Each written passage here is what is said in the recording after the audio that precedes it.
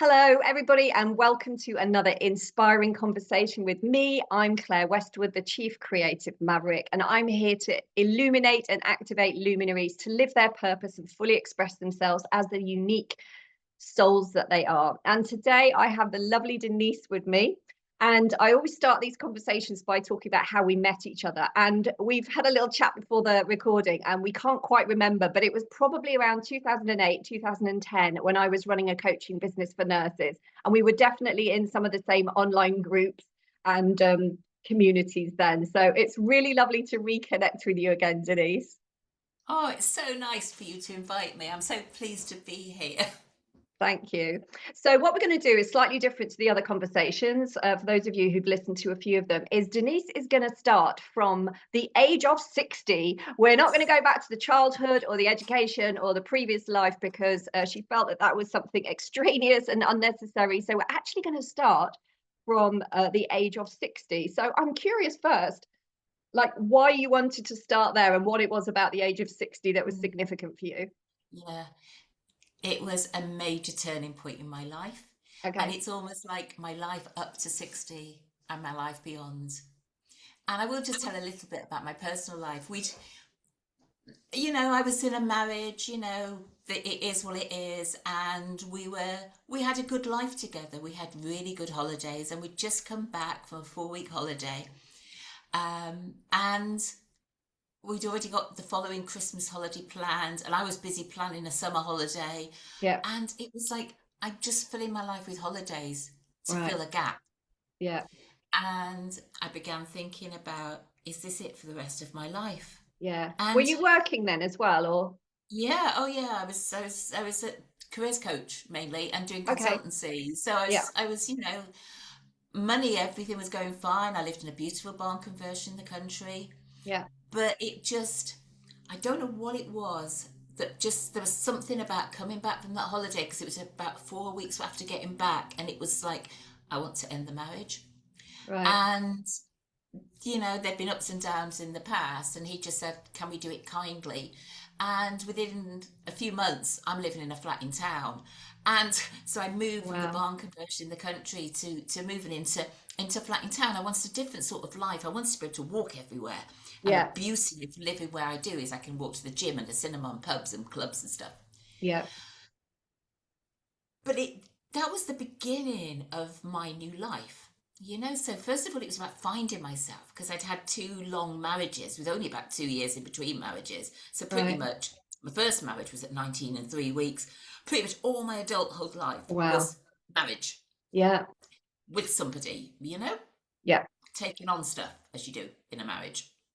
So the first thing was find myself. Didn't want another bloke. It was like make my own friendship and join things and find out where I am.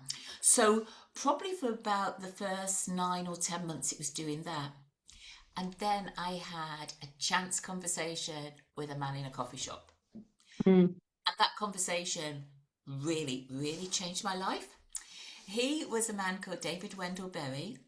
He was a wilderness rites of passage guide, and he started talking to me about vision quests. Well, he started talking a bit before that, but when he found out it was a psychologist, he said, "We need to talk again. I'll see you next week." I was like, "Bring a notebook," and it was like bizarre, bizarre. But I went and met him, and he was telling me a bit about his life, and he was asking me about mine, and then he was telling me that he took people out on these vision quests. I go, "What's a vision quest?" And one of the key things about it is you do 4 days and 4 nights out in nature, no food, you can have water, no tent, you can have a tarp, no technology, you can have pen and paper. Yeah. And it was a really good way of making a transition Yeah. about thinking about your life, about thinking where you're heading. And I Mm. thought, yeah, like, why not? I'll go for it. Most people spend about a year umming and ahhing and thinking, is this something that I want to do? With me, it happened within about 6 weeks. I hadn't time to realise that it was something that people got worried about or scared about.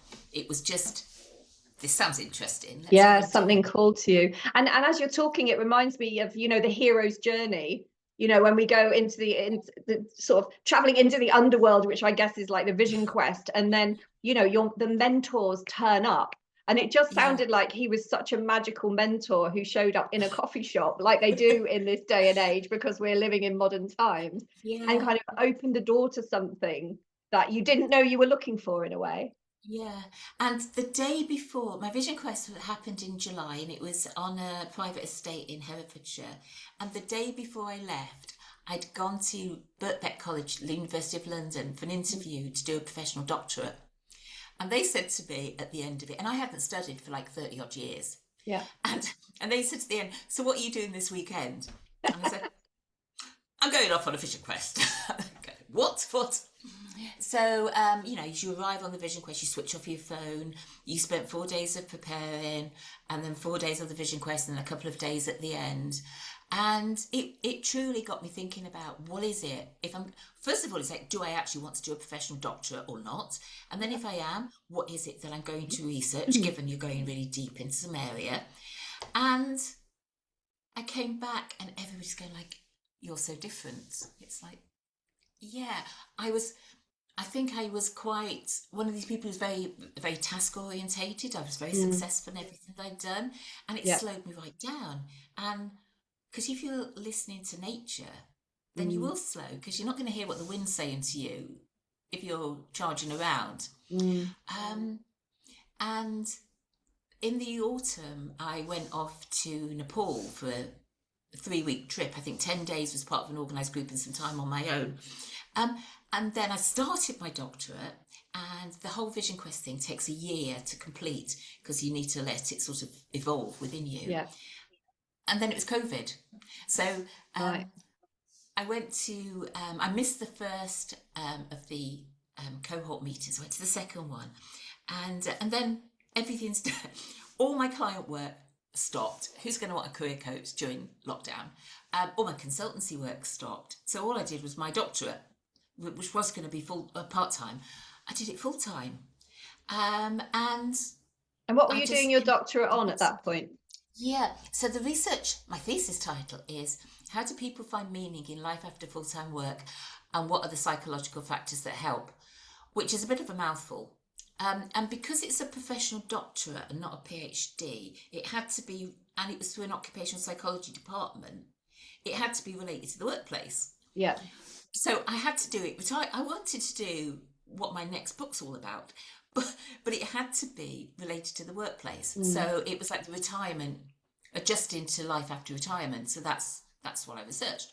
Yeah. But I went into it in the way I wanted to do. And then, so now I'm developing this whole professional side of me. And then at the end of a year with a vision quest, you close it. So it's been sort of growing within you, and then you go back and you do 24 hours solo time, and then you're done. Yeah. Well, then they approached me, David and somebody who worked with, and said, "We think you'd make a really good vision quest guide. By the way, are you free in 2 weeks' time? Because we've got another one, and you can come and be camp assistant. It'll be really good for you." And and so 2 weeks later, I'm back on the land as camp assistant, and basically I'm making the tea, I'm sweeping the floor, I'm getting the water, because that's how you learn, through through manual work. But they quickly had me sort of, sitting in and taking on some of the sessions and listening to people and everything that gets involved with that. And it's like, I like this, and I've done counselling in the past, I've been a coach, but this is a very different way of being with people. And so then the next 3 or 4 years, I'm doing, well, first of all, I'm getting on with my doctorate, and I think I've done that about 4 years, completed it about 4 years ago now.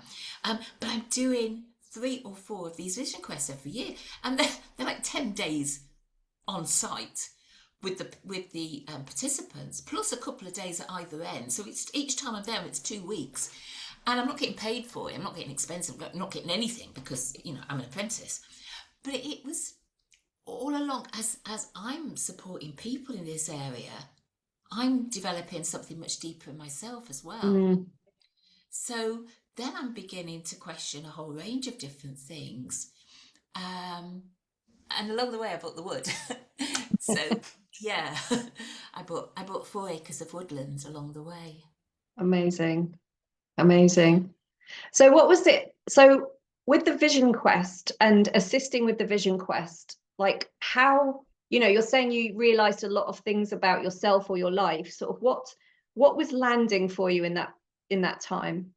Yeah, the importance of, I mean, the most thing was the importance of nature, Yeah. and how when people say nature is the answer, I never quite knew what they meant.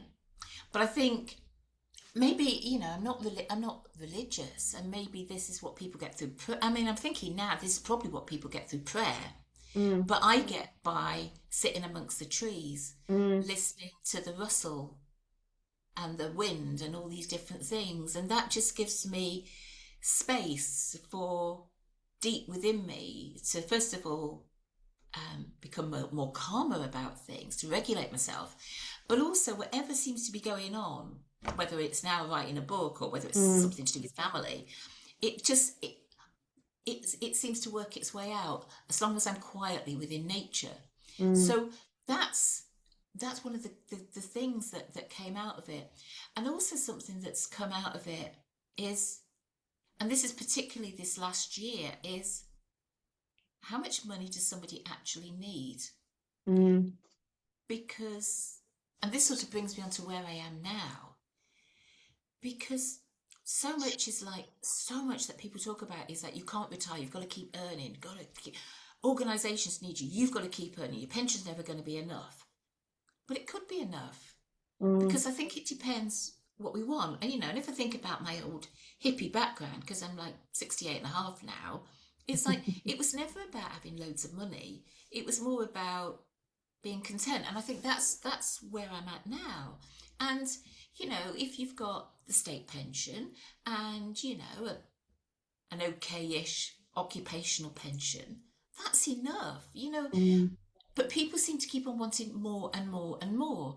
And if I think, well, actually, I've done the big holidays, I don't need the big holidays. I mean, I've got 4 jumpers. It's like, do I need another 2? No, I don't. So it's like, so I keep thinking, but do I need this? And it's made yeah. me question the things that I need to spend money on. And then you think, actually, I'm okay. And if I'm okay, then I don't need to go chasing clients. And in fact, the work I'd done with clients had reached a point where it was draining, Mm, because I'd been a self-employed coach for about 20 years. I started at 39 and I finished at no more than like 26 years or something. So I stopped last summer. yeah. So this is like 28 years as a coach.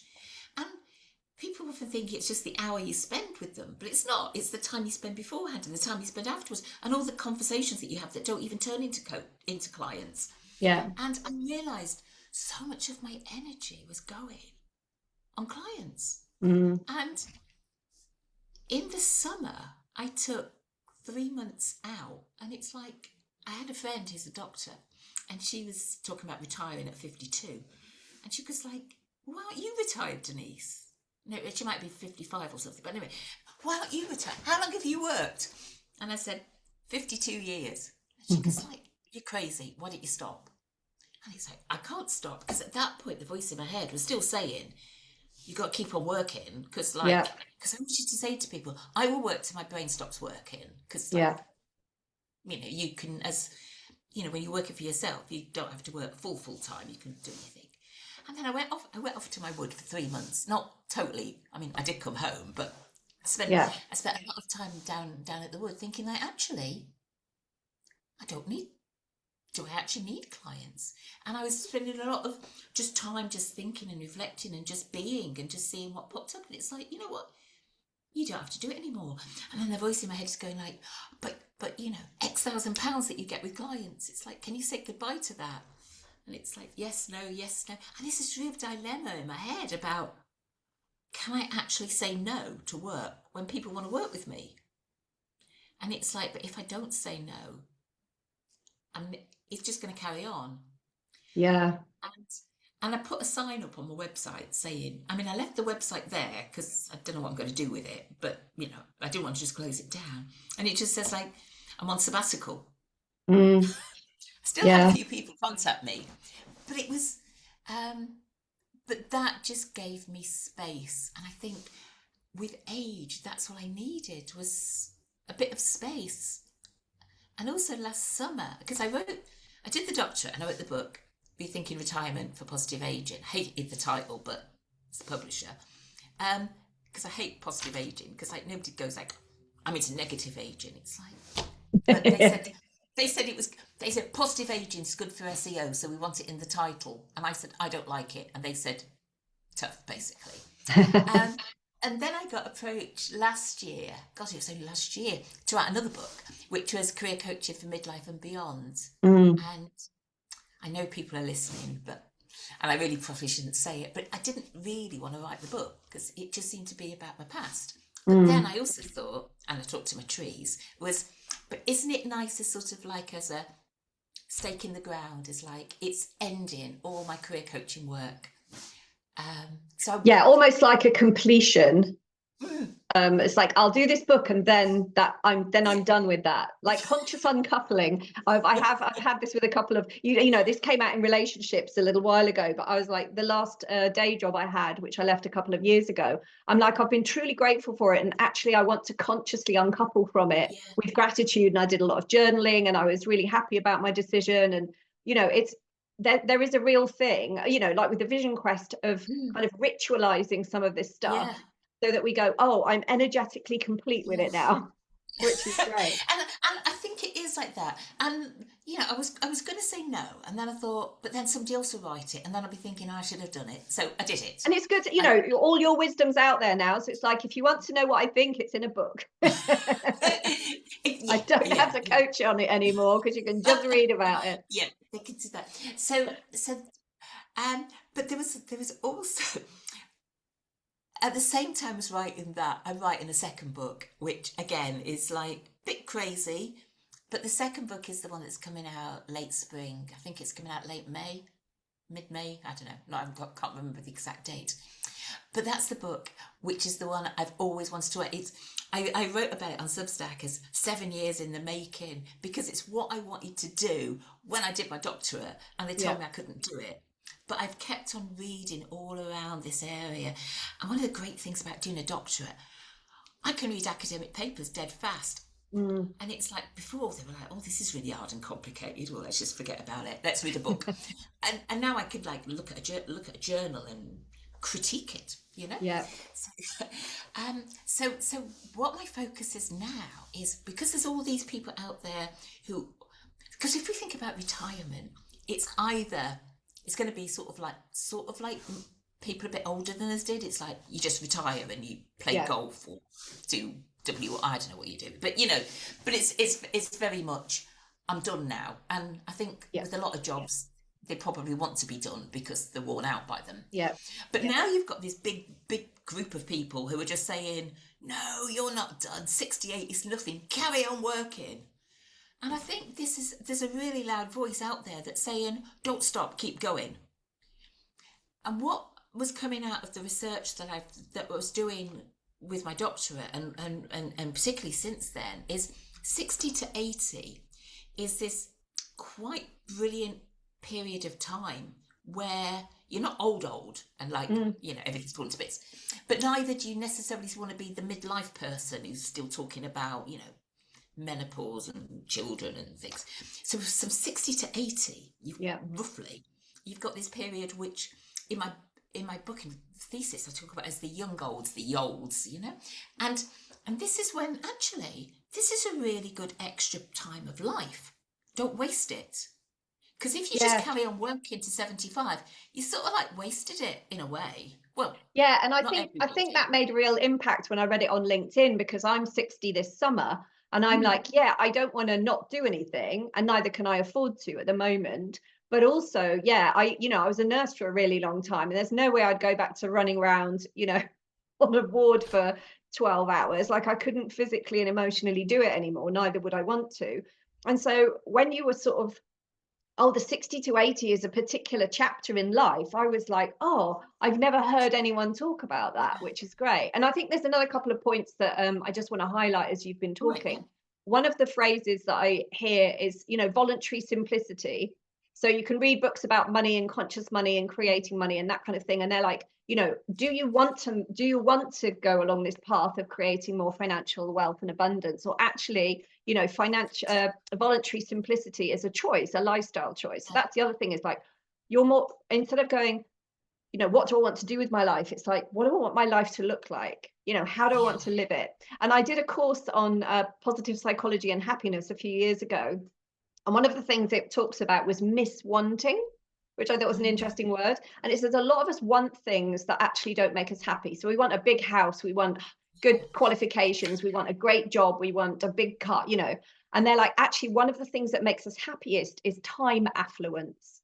And when I read that, I was like, oh, that sounds so spacious to me. Do you know what I mean? And that's not to say you can't earn money as well. It's just like, we spend so long, like you do, a lot of people, you know, in your past, you know, working hard, being successful, having a relationship and or children, and it's like that takes up so much time and energy. And then it's kind of and you're saying retirement used to be, thank God I can stop all that, you know, my kids have grown, I might have grandchildren, I might not have had children, but it's like, I'm going to stop and just like live a life of leisure. But Yeah. it's now we're kind of, well, we're all still bright and sparky at 60, but we don't have the energy, and we don't have the necessarily the ambition that we used to have. Like I go to a lot of lovely networks here in Bristol. There's some beautiful groups, and you know, the 25, 30-year-olds are still fired up like I was when I was 30. And I'm like, I'm exhausted just listening to them. You know, I'm reminding myself not to get caught back up in that, Yeah. you know, because that's actually Yeah. not what I want. Yeah. But yeah, that's And beautiful. yeah, and it's interesting because So like you tell me talk what's about coming up for me, 60 to 80, Denise. That's what I want to yeah, know. well, as I said, I'm 68 now, but because my birthday's in August, I'll be 70 next year, and I'm sort of started telling people I'll be 70 next year, so everybody now seems to think I'm 69. But but but I know. what I I think, got congratulated last year on people asking me if I've got my bus pass, and I was like, "How dare you? I'm only 59." but this is it. I mean, we all look so young, you know, for our age and stuff. But I think one of the things that I just like to say is get almost like no longer having clients. It gave me space, and Yeah, it gave me space in my head for thinking, space to write, and yeah, space just to be. So this morning I was at the wood really early, and then I went to the gym to do some stuff. And then I was chatting to this 75-year-old man in the pool who was going on, like, since he's been going to Slimming World, he's put 2 stone on. And but he goes to the gym 5 days a week. And I'm in the pool saying to him, like, but you know, you're happy, you're 75. Don't yeah, let, it's just be happy, don't keep worrying that you haven't lost this weight, because clearly if he hasn't lost it in 2 years, it's not like a high probability he is going to lose it, but he's happy in his life as it is. yeah, And I think so 60 to 80, roughly, it's like, well, where do you want it to be? And people will join this at different stages. Like for me, I only really moved into this phase last year. yeah, So we'll join it in different ways. And I think it's about, you're right about the time thing, is like, that is the most important thing. So now when people ask me to do things, the key thing I'm thinking about is, how much time is this going to take? And mm, do I really want to give my time to that? So I've got yeah, a lot better with my boundaries and saying no. So yeah, that's important. And I like the voluntary simplicity. I've not come across that as a concept before. But I think that's what I'm doing now. Is like, but I don't need to spend all this money. I don't, and if I don't need to spend it all, then I don't need to earn it. So yeah, I do think it's like the wise and the sensible head is just checking out how you are managing money wise. But equally, it's like, but what do you need? And I think for lots of us in this sort of age group, is we might continue to work, but we work on our terms. And it might be, a lot of people can do consultancy type stuff, so you're very much on your own.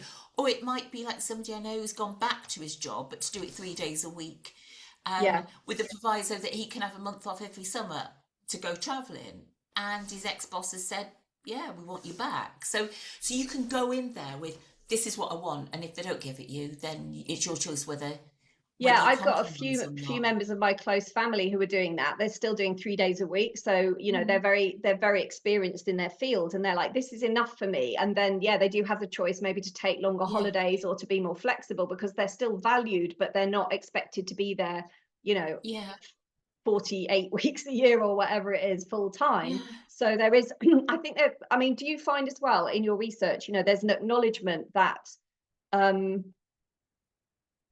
some employers are more flexible about that with people as they get older. Well, Have you done well, I research mean, on that, or has that? well, it's not the area that I research now, but I do know from clearly following things on LinkedIn, companies, there's a few enlightened ones. And when I wrote a book 10 years ago about find work at 50 plus, I listed Yeah, them like B&Q and Nationwide Building Society. There are companies that will take on older people and will be more flexible. And organisations are going to have to do it. yeah. But do they want to do it? I think we're in this sort of grey area. It's going to happen, but it's not at the moment. But I think a Yeah, lot and is, I I think think, you just to add into there, like sure. the company that I worked for was a science centre down in the centre of Bristol. I moved to Bristol and got stuck in lockdown, and then my extrovert a year later was like, I desperately need to be out with people. I can't run a business right now. Like I've got to get Yeah, out, and so this job came up, which was a summer job at the science centre. And I thought it's probably going to, they're probably going to expect a load of students to apply. But it said, do you like arts, culture, science, and people? And I was like, yes. Do you have customer service skills and presentation skills? Yes. So I applied for it and I got this job. And I was 55 when I started that job. And I was there with a bunch of 21-year-olds. But they have they've done something called, I'll plug it because they're really great, reimagining recruitment, yeah, whereby you don't do a cover letter, you don't have a CV. So they didn't need to know what I'd done before. You just apply for the job. And if you fulfill the criteria, they'll interview you. And they take all the identifying things off. So they don't know how old you are, what your gender is, what your name is. They can't make any assumptions about your identity from the information. And so I sort of got this job and was just like, okay, I'm 55 and my colleagues are, in their 20s because they were yeah, students at the same time. And that was amazing for me, was just like you're saying, organizations who were going, and I said, oh, and I said to my manager a bit of a joke, tongue in cheek, did you tick the diversity box with me, sort of thing? And she went, no, Claire, you came and did your presentation and you just blew us away. So it yeah, wasn't like, oh, amazing. we're going to take a box for the racial thing. There was none of that. Yeah, She was just like, I came in and I was like, here's who I am. And they're like, come on in. Do you know what I mean? So yeah, yeah, it was great to be there and be valued for my yeah, experience. And yeah. then, as I said, I got to the stage where I was like, I now need to consciously uncouple and go off and do my own thing again. But I've had the stability and the support of the job, and I've Yeah, settled into Bristol, and it gave me a huge amount. So I'll be forever grateful for that. yeah. And what I was just thinking about was, it's like sometimes we end up in this whole identity of work doing a certain thing, whether it be nursing or accountancy or whatever. Yeah, And and we've just absorbed all of this with the values, everything about being that. And it's like, that's not really me. That wasn't me at 20 or 18 or something. mm, So that's one of the things that I think is really useful to do at this point of age is sort of like, let's just sort of like forget about all the stuff we have been doing. If we could yeah, like unpick it and start again, what is it that I would really like to be doing? And so when I talk to people, it's often, they're not making choices definitely because it's going to pay more money, but it's like, but this makes me feel more fulfilled. And it's not only paid work they're doing, they're often making choices that are not paid, but they just give them really deep satisfaction. And yeah, interestingly, I've just started volunteering at the Museum and Art Gallery in Cheltenham because I just really like the whole vibe of being there. And when they said, you just have to sit, well, one of the things, what we did a lot of people for is to sit in the exhibition rooms with a book. You can read a book and you sit there, make sure people don't attack the paintings. And I think, like, wouldn't that be great? I can just sit there in this nice environment and I can either look at my book or I can just like be with my thoughts yeah, a couple of times a month. And I thought, yeah, I want to do that. yeah. And it's meeting different people because I think we don't want to just be stuck with people like us, even if people like us are amazing. You Oh, want to sort of like totally. be people, Yeah, different cultures, different backgrounds, yeah, different age groups. yeah. And so I think that's something to think about. But it's just, I think the key message I'm trying to get through to people, it's a whole lot of the next book, but one of them is like, just take your time and breathe and think Mm, about what's right for me now. And what's right for you now today might not be right for you next week. Because yeah. sometimes you just need to actually sit down and have a rest. Because you think you can keep going like you're 20, but you can't always. But I Maybe think as well, sometimes. I've been talking about this to other people, and that the permission to rest is such an important part. Like you were saying, when you go out in nature and you take all the stimulants Yeah, away, it's like that deep connection with ourselves is so important, because the essence of coaching for me is like getting back to who my clients truly are underneath all the labels and the roles. It's like, but who are you really? And like you're saying, and like I'm saying now, what do we want from this phase of our life, knowing that yeah, we're going to evolve and things are going to change, and we might get fitter and stronger if we're working on that, or we might get less fit and less strong and more tired and have to adapt things. But it's in those periods of stillness and self-reflection and calm that we can actually tune in or do some journaling or have a conversation with somebody, where that's the only place that that's possible to me. Like, I've had a lot of time in the last few years. I had a really bad, when I was running my previous business and trying to be a nurse at the same time, burnt myself out really badly, and went through a period of, real mental health challenges, burnout, addiction, depression, and I've been on a recovery journey since yes, then. And I've learned to be voluntarily simplicity, because I was on benefits or no money at all for quite some time. So really learned the value of not much money and how yeah, simply I was like, I don't have much money, but I got a lot of free time. And at one point I lived in Bournemouth by the beach. So I'm like, okay, life could be more, more difficult, kind of thing. But also just honoring who we've become and what we really want, which I think is really precious. And working with somebody, working with a coach or somebody like that can be really helpful. Or just, sitting down with yourself and yeah, being inspired, like you say, by books or by things that you read, and just really that whole self-inquiry thing, I think, is so powerful. yeah. Yeah, and we're all different, and we're all different. We So, are, because totally. not everybody's going to want to sit and read a book and contemplate about what it means. Yeah. But I think, and I think so. So I've had a few people do like a pre-reading of my book, and I think what one of them said, if I can remember correctly, was like, but you're not getting me to do all these activities. You're not getting me to rate myself. And that's so important, because I mean, we know how healthy we are, we know how much money we've got, we know how we're doing with in our relationships. We don't need to do a blinking quiz so we know that we're 5 out of 10, Yeah. because we know it. And they and if Although, you although I would say people who are self-aware do know that. There's a lot of okay, people who actually, that would be amazing information. So I've worked with some money coaches over the last few years. mm, And the first thing is get really aware, like how much money you've got, how much yeah, money you need, how much money you're spending, what you're spending on. And so many people are totally unconscious about a lot of this stuff. Even if they're yeah, self-aware about themselves, yeah, a lot of their external behaviors, if they've never looked at them, can be a total mystery and a real revelation when you go, yeah, oh, I've got all these patterns in relationships or money or yeah. whatever that you're not aware of until you take a bit of time to look at them. So yeah, Yeah, no, and I get that, and I know there's lots of other resources out there for people that need to know all of that. totally. But where I was coming from is, I don't want this to be another thing like being at work is like, I'm a 5, I've got to get it to a Yeah, 7, it's not and an suddenly, appraisal.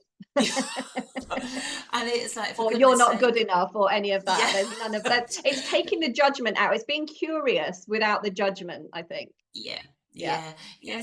So and what I like about my age now is, I go to the gym and I can like, I don't have to fit it in around clients. I can just go whenever feels right to me. And I go and sit in the sauna with all sorts of people.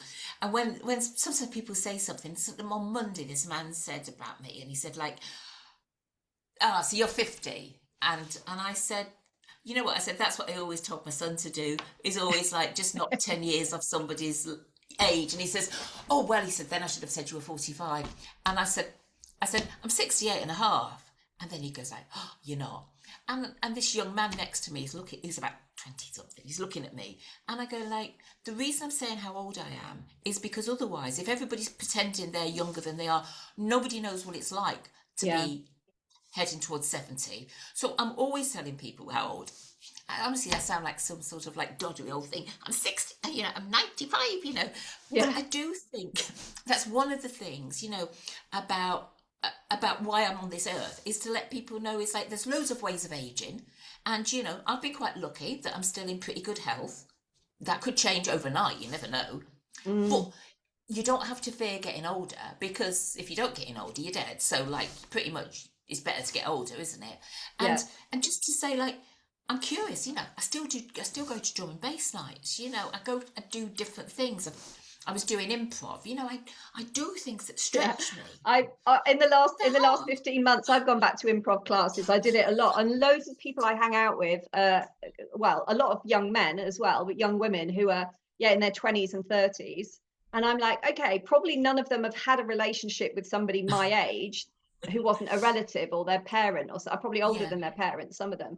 But it's really great because when we're in an improv class or we're in a show, we're all doing the same thing, and they're very inclusive. So I'm kind of like, to start with, I know I'm going to be twice the age of most of the people in here, yeah, and either I go and enjoy myself, or I let my age and those yeah, doubts kind of stop me. And now I'm just part of the not part of the furniture. I'm part of the structure of the whole thing there, because I go to the classes, I go to workshops, I go and watch the yeah, shows. People know who I am, they know what I do, they've seen me perform. And it's been really amazing to go, I've seen other kind of theatre companies, and they have, theatre for the over 55s, and I'm like, I don't want to be in a really? I don't want to be in a group. Well, because Oh, some people what? need that because they want to Yeah, be, in okay. an age related group. But I was like, no thanks. I'm No. doing improv with a bunch of 25 and 30-year-olds, and learning so much about, different generations and the way they look at things and their gender identities, and all of this stuff. And it comes from hanging around with them as friends. Yeah, I'm not just reading about it in the media. I'm actually hanging out with these people, and they're yeah. hanging out with me, which is amazing.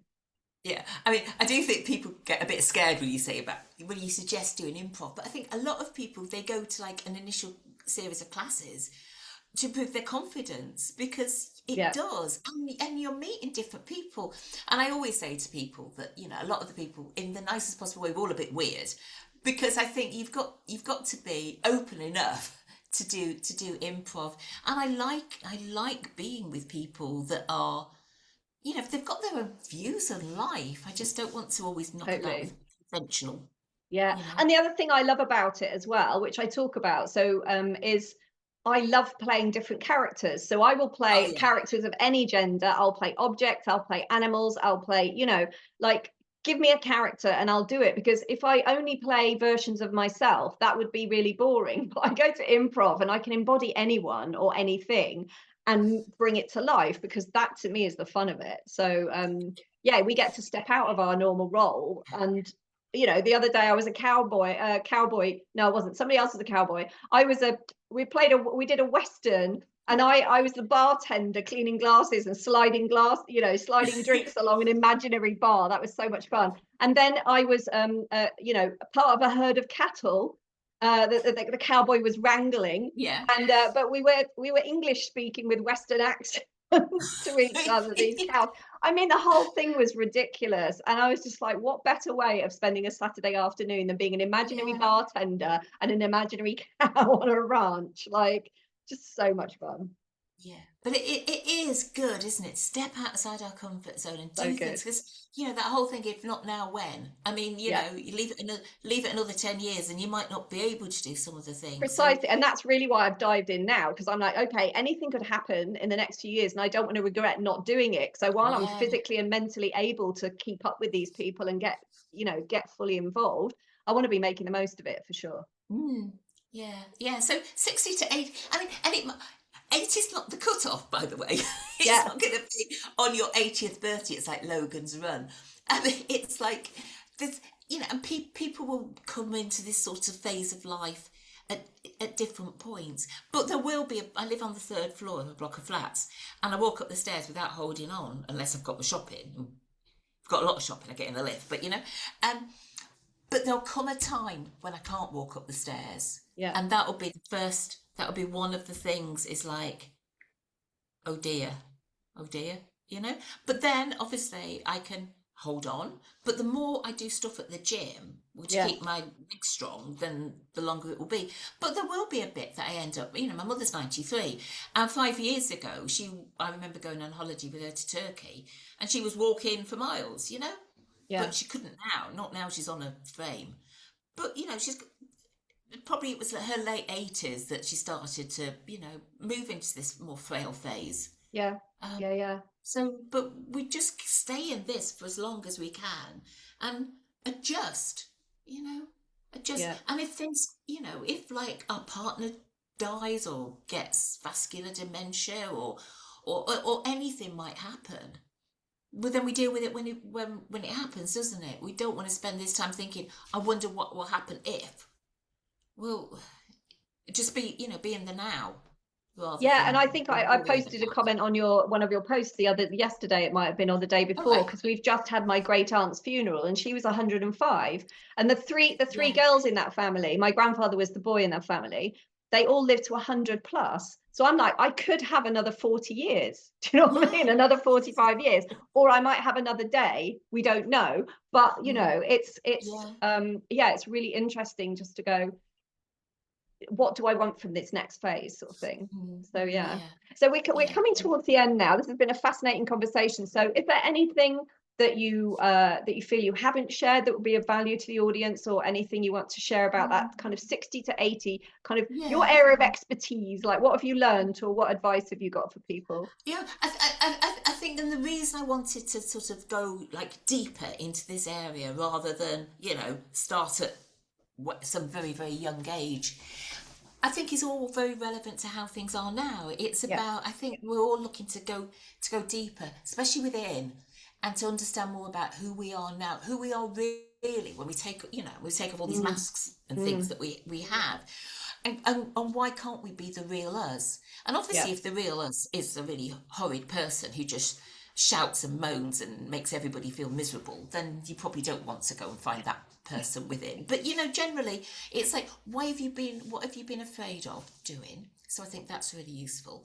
And it's Mm, also, I think it's absorbing some of the darker side of ourselves as well, and to recognise that, there are these bits, and I'm certainly not suggesting everybody goes into some deep therapeutic thing, but it's about recognising all of who we are, mm, and then thinking about how we want to be in different sections. So we can think about who we are as far as sort of like our well-being, yeah. and wherever we happen to be, we can't think I wish I was, because you're not. I mean, this is where you are now. Yeah. And I think it's also important thinking about who we are becoming, Mm, because we're not dead yet, and yeah. it doesn't end just because maybe you take a formal retirement. That's not the end. That's just another sort of stone along the path of life, sort of thing. It's like, Yeah, so it's a so we different, it's we the end of a deliver now. chapter, but I read something recently and it's so obvious when you read it, but it goes, every ending is a new beginning. And you go, yeah, Yeah, we look at the endings, but we go, but you're still, you're still here and you've still got this ahead of you, sort of thing. And yeah, there is probably some processing, some grieving, some letting go, some adaptation to a different identity or a loss of identity, that kind of thing. I certainly felt like, when I wasn't a nurse anymore, that's a big identity. So it's kind of like, who am I? But I coached a lot of nurses, like, under these labels, who are we really? yeah. But Actually, yeah, it's really interesting to sort of think of.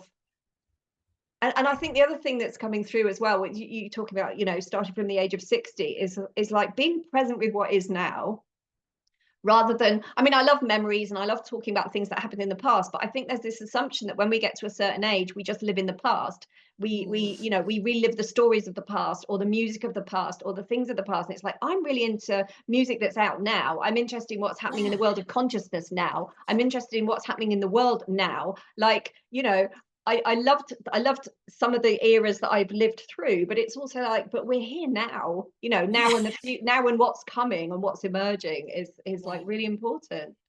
Actually, something you just said just reminded me of something, because when the whole Vision Quest thing, there's lots of sort of rituals around that, and I think one of the things is really useful to make a mark for when you're changing from one thing to another. So Yeah, it might be, lighting a fire and burning something. It might be journaling, but I think it's really good to sort of to signify that I'm leaving that behind and I'm moving into something new now, yeah, because otherwise nothing there's nothing. What I did when I turned 65 was, so on my 60th birthday I went and did a big holiday, but on my 65th I went to the wood, and I asked people that knew me just to either write something about something ideally nice about me, or if they you know, if their brains just weren't having it, a poem out of a book or something. Yeah. And I went to the wood, and I did a 24-hour solo there. And when I woke up in the morning, I'm sort of like, I'm drumming and I'm saging and I'm crying and dancing and chanting all sorts of things, beating a drum, whatever. And then I'm reading everything that people had said about me. And it was just, and my sister was saying things, tears are streaming down my face. And I thought that was just such a lovely sort of ritual to do. Yeah. And I did it again at turning 68, which is a bit of a weird one, but because like 65 was sort of quite a significant marker, wasn't it? But I did find that was very helpful, just for people saying what they thought about me and what memories they had of me and things like that. And I mean, the people listening to this, it's like, you know, you don't have to go out in nature for 24 hours and think, my goodness, this Denise telling me to go off down the park. It's like, no, but you can, you know, you can. I mean, do you something. can, but you don't have to. No.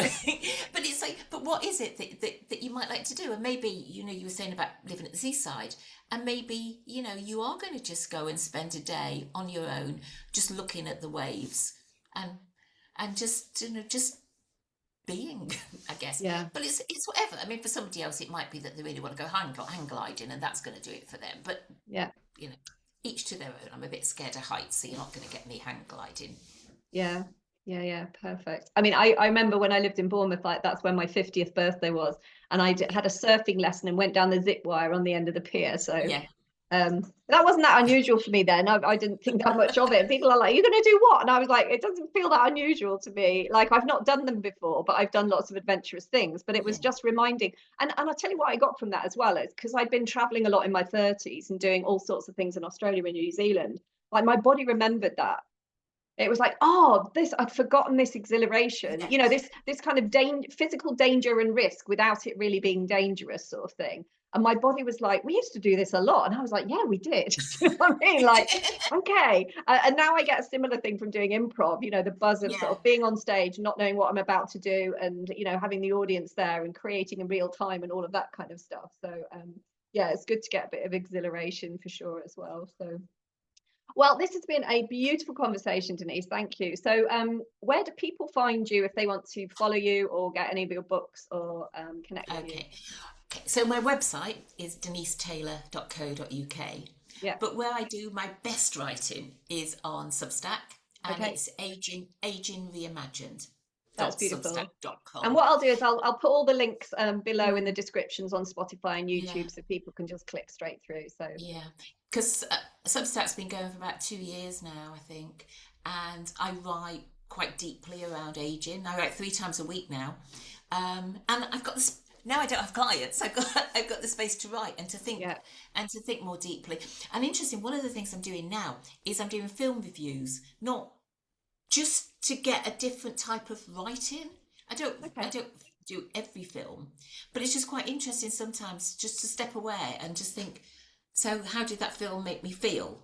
And then write from that perspective rather than try, because otherwise I'm trying to remember plot and it's like, I can't remember the plot. I don't want to, and nobody wants to read what the plot is, but it's like, but this, I'm just trying to see the film as a spark that leads me off into thoughts.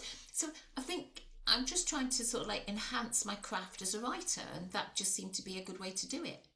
yeah, beautiful. And it sounds like experimentation as well. Like, oh, I've written like this, let's see what happens when I do that. I love that kind of, well, let's see what happens kind of thing, because I think it takes a lot of the pressure off, because we're often programmed to do things right, to do things well, to be good at stuff we've never done before. And I remember when I first started doing improv with professional improv companies rather than a kind of college, you know, they were like, we're going to do this exercise or this activity now. You've never done it before. Don't try and be good at it. And I was like, oh my God, like I'm in my 30s and that's the first time anyone's told me it's all right not to be very good at stuff you've never done before. And I was like, why don't I know this already? Do you know what I mean? So that whole thing of like, let's see what happens. Let's do an experiment. Takes a lot of the pressure off, because we think we need to be right. We need to be good. We need to get it, you know, so toxic. That is a good thing with improv. Yeah. You have to leave all that at the door, because we all make mistakes. We all do stupid things because we're making stuff up as we go along, and that's the magic of it and the joy of it.